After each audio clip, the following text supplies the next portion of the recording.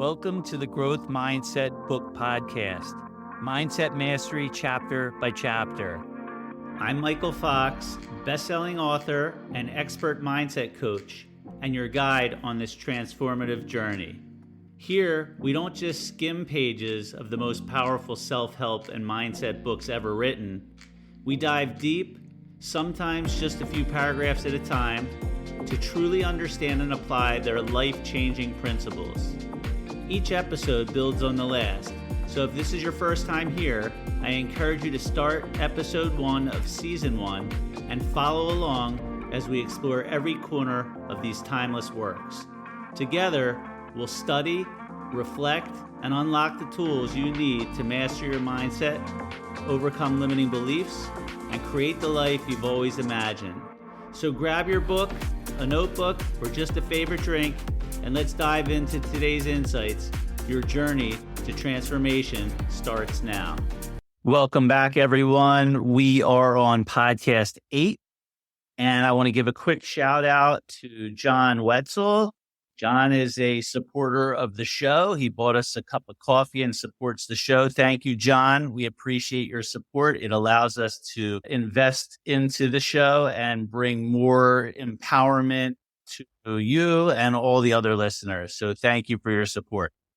Okay, so last week we were discussing a woman who wanted to try out for a show, but she was really overwhelmed with fear and anxiety. And we got into the concept of autosuggestion. And again, just a quick reminder of what autosuggestion is. Autosuggestion is when one of two things happens.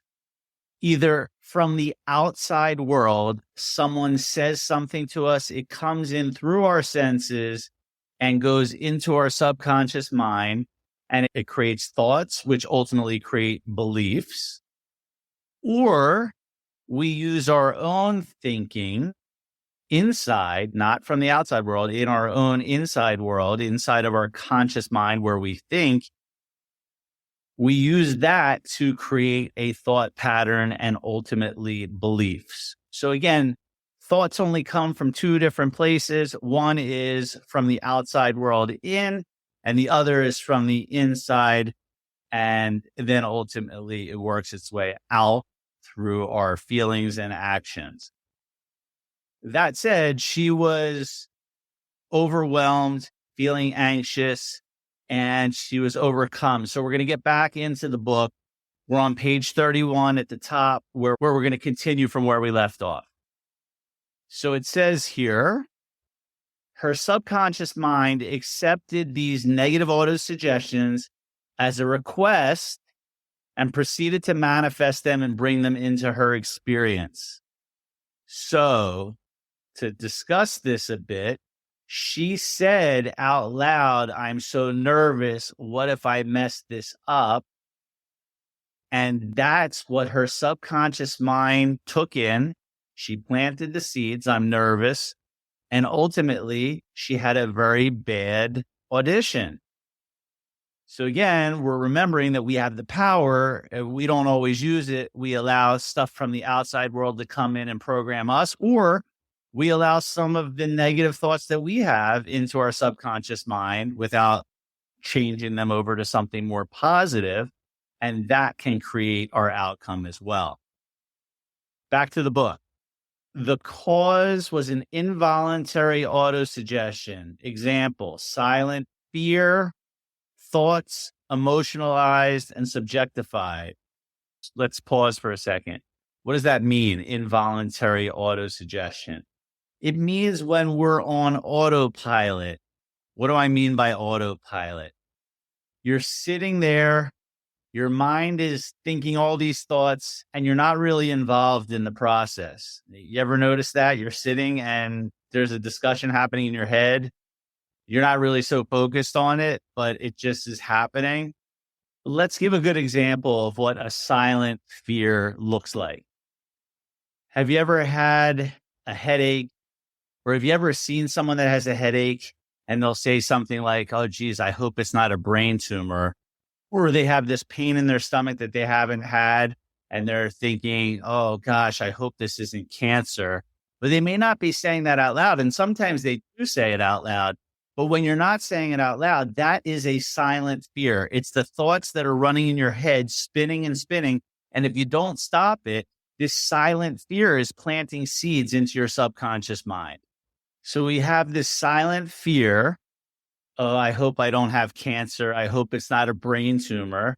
And those thoughts that start spinning over and over, they get emotionalized and subjectified, right? You start getting fearful, you start getting anxious, and it leads to you being hypersensitive and hyper worried and hyper concerned about your health and well-being. That's what it means by the silent fear and thoughts emotionalized and subjectified. So we really want to pay attention to what's going on in our mind and start to at least be aware of it. And eventually what we're going to do is start to focus on what can I do to help silence that voice and perhaps replace the silent fear with something more positive. For example, oh, it's just a stomach ache. I've had these before, or it's just a headache. It's nothing serious. I didn't drink a lot of water, and now I'm going to drink some water. I'm going to get hydrated. I'm going to feel better. It's just replacing the nonsense that goes on with something else. Give your mind something good to think about, something different to think about. It doesn't have to run on autopilot. And when it runs on autopilot, that's what they're talking about, involuntary autosuggestion. It's involuntary because it's happening automatically. Let's go back to the book. So they're going to talk about right now, how does she overcome this anxiety and this fear of her auditions? And this is something we can all put into practice. This is how she did it. She overcame it by doing the following technique. 3 times a day, she isolated herself in a room. She sat down comfortably in an armchair, relaxed her body, and closed her eyes. She quieted her mind and body as best as she could. Physical inertia favors mental passivity and renders the mind more receptive to suggestion. Okay, let's pause here and go back. So she got herself in a room, she got quiet, and she was relaxing her body with her eyes closed. It says she stilled her mind and body as best as she could. We want to quiet the mind. And what's a real easy way to quiet the mind and take ourselves away from those thoughts that are running nuts in our mind? It's really simple. We take really deep breaths. A lot of times when we're feeling anxious and we're feeling worried, we're not breathing. And by breathing, it's going and focusing on the breathing, it's going to take us away from our thought. So if you literally take a deep breath in and you count 1, 2, 3 in, right? And then 1, 2, 3 out, and you're focused on counting in and out and taking 10 deep breaths. By the time you get to 10 breaths, by the time you get to 3 breaths, you're going to feel way better because first, you're getting more oxygen into your body and you're feeding your cells. And second, you're taking your mind away from those negative thoughts. Back to the book. Physical inertia favors mental passivity and renders the mind more receptive to suggestion. Let's comment on this. What does that mean? Physical inertia favors mental passivity. What essentially is it saying is the more we can quiet our mind, the more still we are, the more receptive our subconscious mind is to any suggestion we're about to plant in our mind. So again, if I'm nice and calm and peaceful and I'm telling myself, I am prepared, I am strong, I can do this, I've got this, right? The more I say that, the more relaxed I am, the easier it's going to go into my subconscious mind. If I'm feeling worried, if I'm feeling nervous and there's mental activity happening, then my subconscious mind won't pick up the messages as easily. Does that make sense? Okay, good. Let's go back to the book. She countered the fear suggestion by saying to herself, I sing beautifully. I am poised, serene, confident, and calm. She repeated the statement slowly, quietly, and with feeling from 5 to 10 times at each sitting. She had 3 such sittings every day and one immediately prior to sleep. I want to pause there. Why do you think that making these auto suggestions right before sleep would be so important? Well, the reason is our mind, right before we go to bed, right when we're about to fall asleep, is wide open. Our subconscious mind opens completely in preparation for the sleep. So any suggestion that we're making is going in easily and effortlessly. And it's also the last thing that we're going to think about before we actually go to sleep. So practicing saying some of those positive things right before you go to sleep is really effective and really impactful. All right, let's go back to the book. At the end of the week, she was completely poised and confident. When the invitation to audition came, she gave a remarkable and wonderful audition. Pause for a second. Now, does everyone who sits for 3 times a week and makes these suggestions to themselves have immediate results? The answer is no, not always. But what we know for sure is that if we practice this and we quiet our mind and we make these auto suggestions of these positive thoughts and we suggest it over and over again, in time, it will absolutely make a change. Let me give you a great example of this. My mentor, when I was learning, I was very indecisive back in the day. I couldn't make a decision one way or the other. I would always have to talk to other people. I would always have to get other people's opinion before I could actually make a decision. Even if I felt like I had the right decision that I was going to make, I would still go and ask for other people's opinions. And a lot of times it would potentially sway me away from what I really wanted to do. So what he did is he said, I want you to read this article every single day for the next 90 days. And that article was on decision. And the repetition of reading a message about decision, which essentially said that when you make a decision, you make it quickly. And when you make it, you change it very slowly. And the other thing that it said about decision was, don't ask for other people's opinions unless they have specialized knowledge. What does specialized knowledge mean? It means that if I'm going to want to make a decision about my relationship, I better go and talk to someone who's a specialist in relationships if I'm going to seek advice.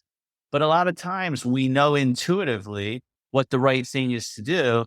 But if we don't know how to make a decision because we haven't practiced it, then we're not going to do it. But through the auto suggestion, the reading of the article every single day for 90 days, what ended up happening was my decision-making skills got way better and I was able to make decisions on my own. In fact, now very rarely will I ask anyone for their opinion about what I should do or what I shouldn't do. I just make the decision. And if it's a decision that doesn't go the way that I want it to, I learn from it, I grow, and it makes me more wise. And then the next time I make decision, that new wisdom is there as well, and I can tap into that wisdom. So again, that's an example of how this auto suggestion works. It's the repetition over and over. It gets in, but we have to practice it. Now, if I had only read that article on decision making for 3 days, do you think I would be as good at decision making as I may be now? The answer is, of course, no. So it's the repetition, and everyone's repetition is different. Maybe it takes me 90 days. Maybe it takes you 30 days. Maybe it takes another person 6 months, because everyone's subconscious mind receives it at a slightly different pace. It's not good. It's not bad. It just is. But we know the one thing that we do have control over is auto suggesting. So we're going to keep saying these things to ourselves over and over and over again. I just had a call not too long ago with a client. The client, he said, Mike, I was sitting down and I just started thinking to myself how much I've actually changed since we started doing this work.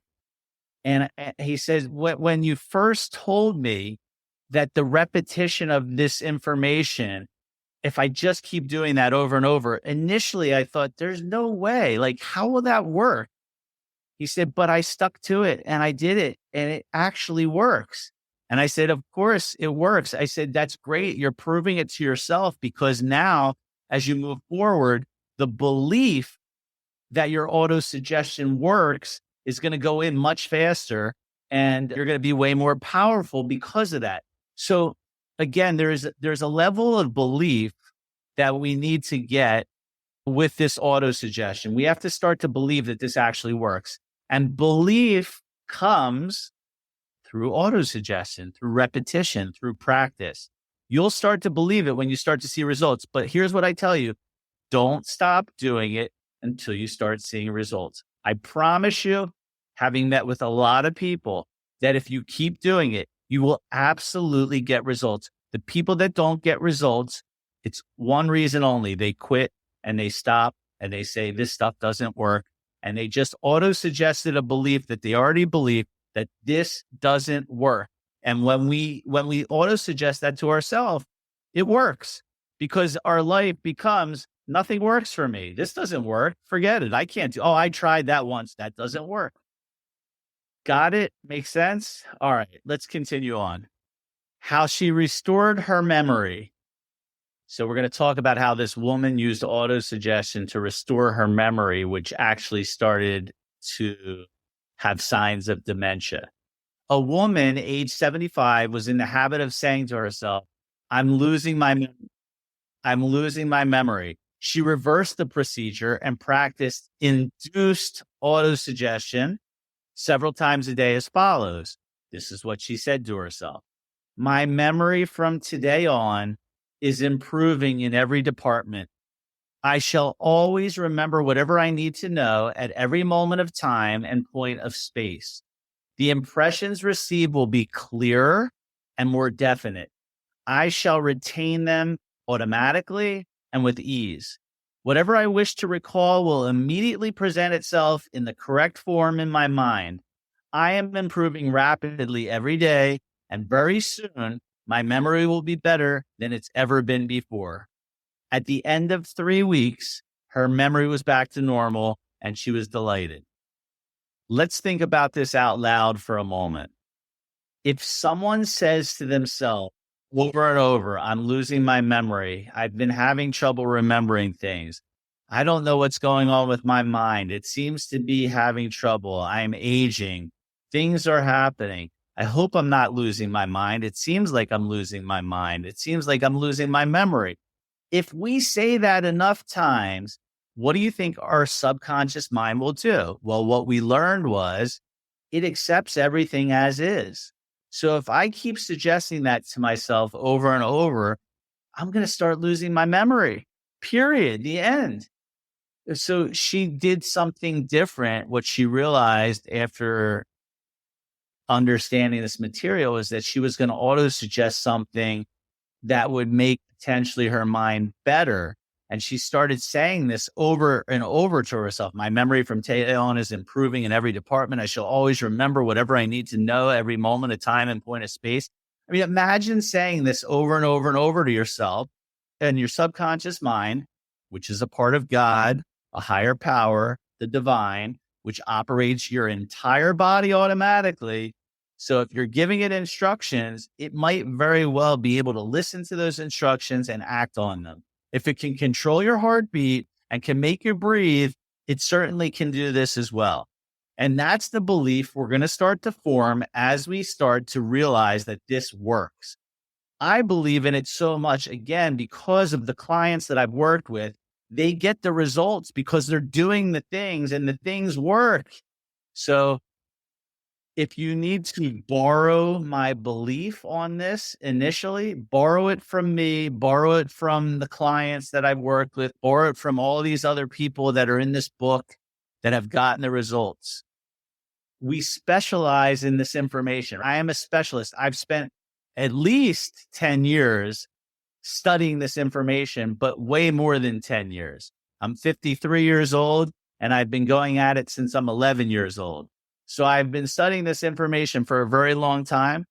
And that makes me a specialist because I'm studying this information and I'm practicing it and I'm putting it into work. So remember before how we were saying we only go to people with specialized knowledge? There's specialized knowledge here because I've not only studied it, but I've practiced it. I've put it in my own life. I've seen it work in my life and I've seen it work in others' lives. So that said, do you think it might make sense to borrow the belief if you don't have it yet and say, I believe in the power of my subconscious mind. I believe that what I tell myself over and over again, I will get. I believe that I have this incredible power inside of me. If we repeat that over and over, what do you think is going to start to happen? We're going to get confident. We're going to get strong. We're going to believe in ourselves. We're going to believe in this power, and we're going to see results. I promise you it works if you practice and do what we're talking about here. Okay, let's go back to the book.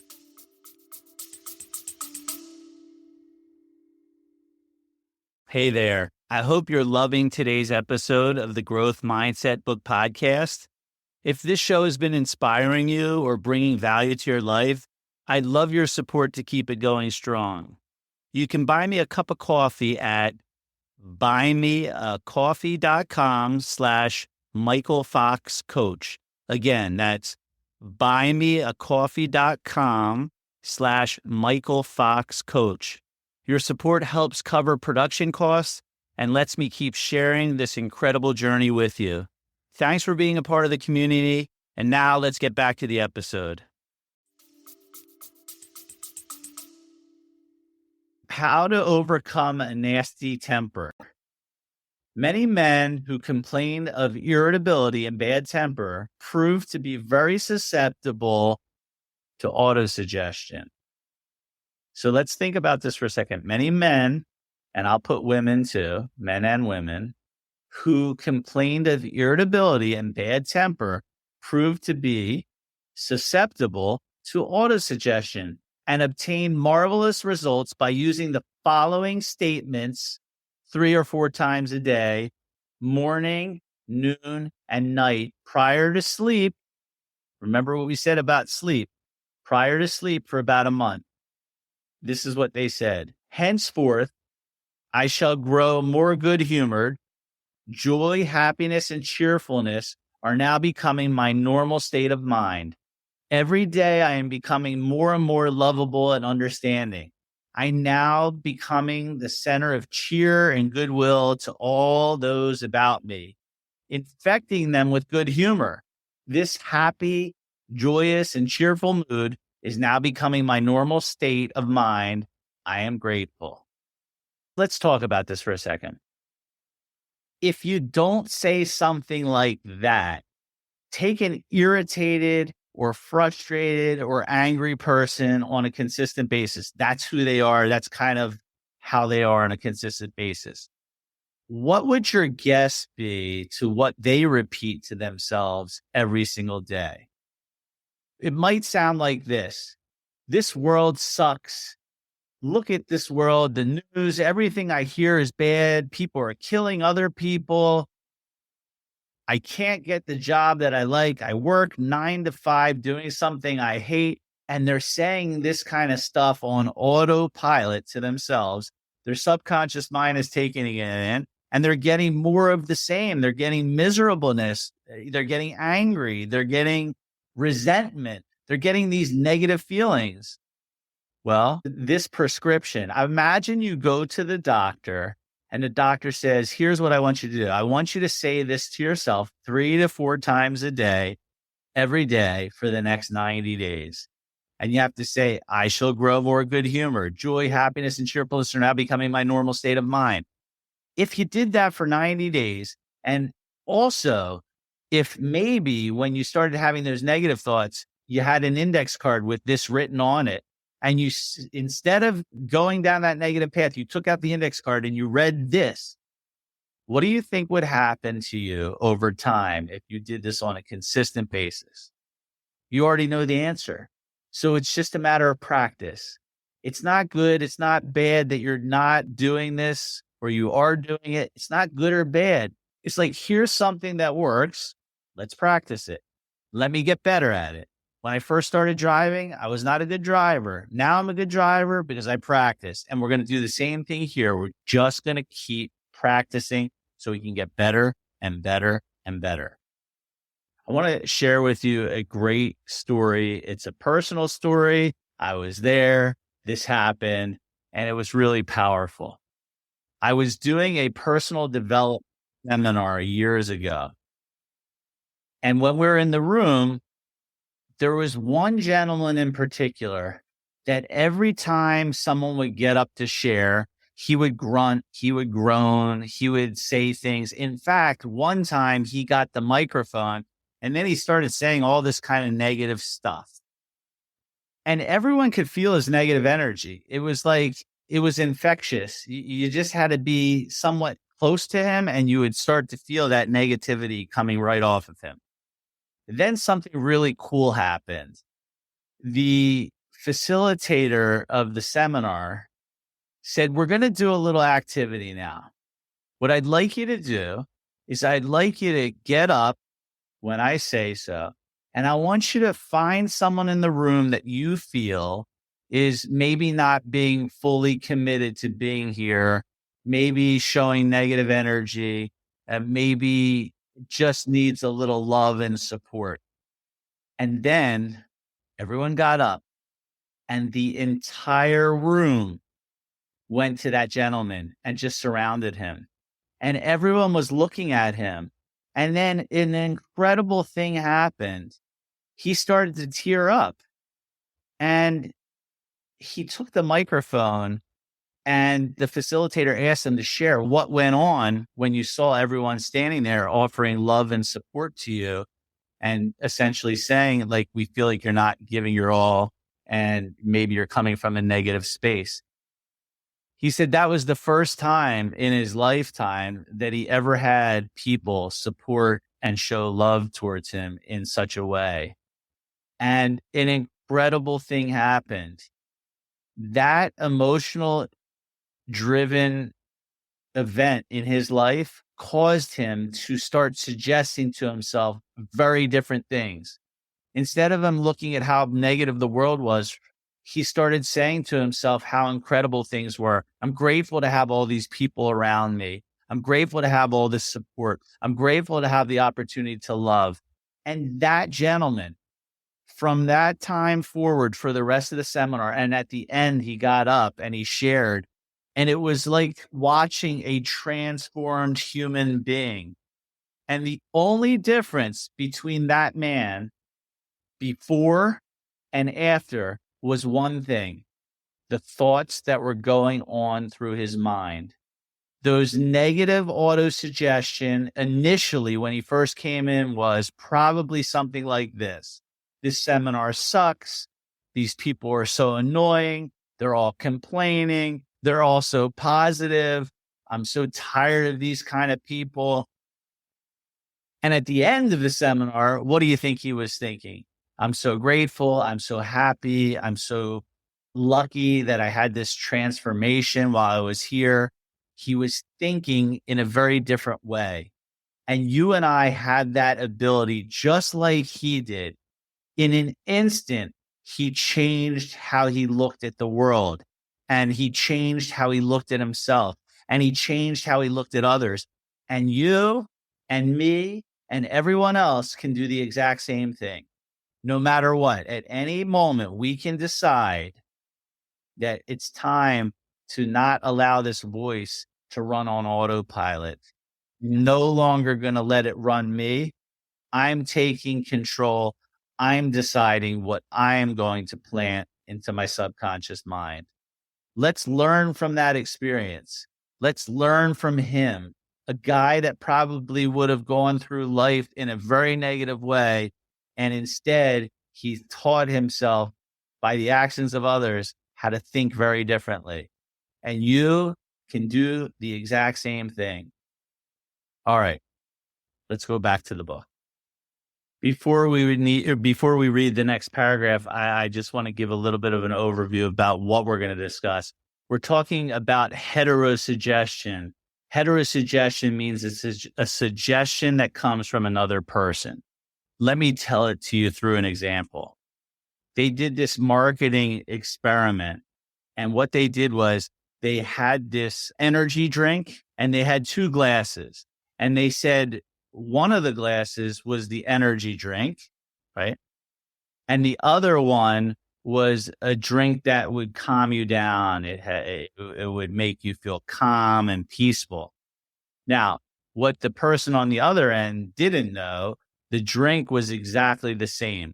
So they had different groups of people go through this, and the people that were drinking the energy drink reported feeling very energized. Now, since the drink was the same on the other side, but the people who were drinking it thought it was something that would make them more peaceful and relaxed, what do you think that they experienced?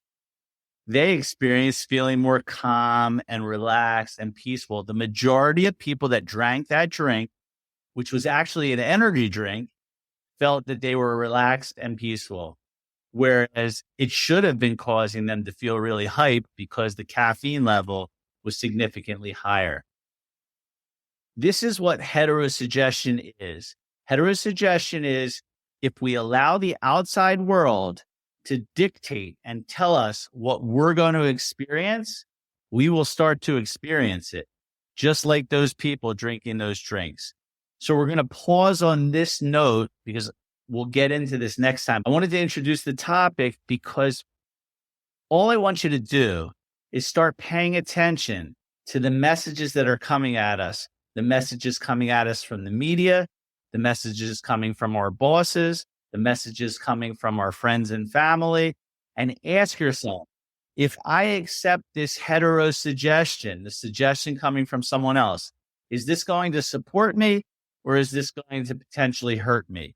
And that's all I want you to do. You don't have to change anything. I just want you to be aware and start paying attention to all these suggestions that are coming at us from every single angle.